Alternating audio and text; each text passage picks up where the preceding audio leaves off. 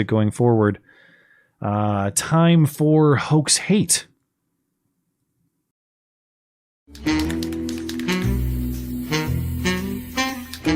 And now, the nobody saw it happen, but it's totally a product of Trump's America Hoax Hate Crime of the Week. Ah, shit, it's backwards. You think they'll notice? Very quick one here. NYPD released video footage of a man wanted for drawing a swastika on a building near Grand Central Station earlier this month. This swastika apparently drawn on a no smoking sign affixed to the exterior of the building. The suspect fled the scene on foot. The suspect is described as a dark-skinned, very confused Nazi, apparently, in a gray and yellow hooded sweater, dark-colored pants, and sneakers. Here is the footage that the NYPD released. I could not actually find an image of the swastika that he's drawing there. I wanted to see how the attention to detail was by this very legitimate Nazi, but we'll have to leave it to the imagination. I don't know that he's been caught yet. He remains at large. Meanwhile, I have a real hate story. A high-profile architect and his partner are facing charges after several weeks of harassing a young Russian man who lives in their neighborhood. Captured in these photos, Pittsburgh police say prominent Pittsburgh architect Robert Pfaffman and his longtime partner Lisa Marie Habstad allegedly repeatedly harassed a Russian neighbor.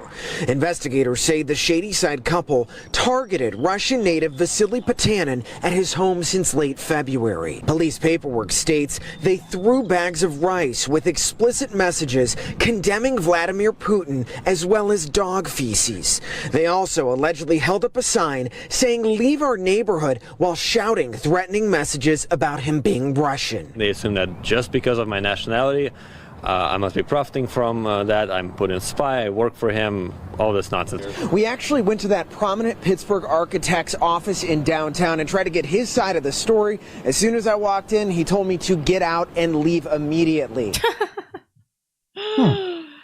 Wow, it's amazing. You know, everybody has it in them to do something like this. It's just who you target is the thing. There are a lot of responses on Twitter to that effect. I saw you kind of furrow your brow quizzically there, because I don't get the rice thing. Why are they throwing rice? Yeah, did they get confused and think that this guy was Chinese? I don't know. I don't understand that angle at all. Or because it's hard to clean up or something? Maybe that's it. Apparently, it's a little more complicated than this guy being just Russian, though. His dad actually is a Russian business oligarch who served as the first deputy prime minister in the 1990s. So as far as I understand, that's pretty high up.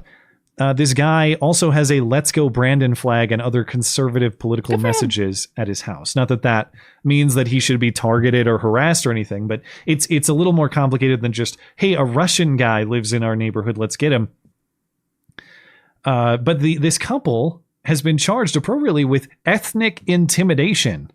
Really? The ultimate I can't crime believe it. in leftist circles. So how will their reputation ever recover? They also face criminal mischief and criminal conspiracy charges.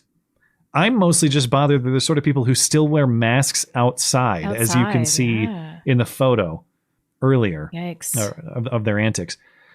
And I mentioned these Twitter responses because of the point that you made. There are all these people. The Pittsburgh police have a post looking for them from a week ago. Mm-hmm. All these people replying, "Why are you leaving out that the person at the address is the son of a Russian oligarch with ties to Putin?" So I guess it's not the hate and the harassment and the targeting on principle that's bad. It's just if your hatred is righteous, it's okay. Yeah, I know.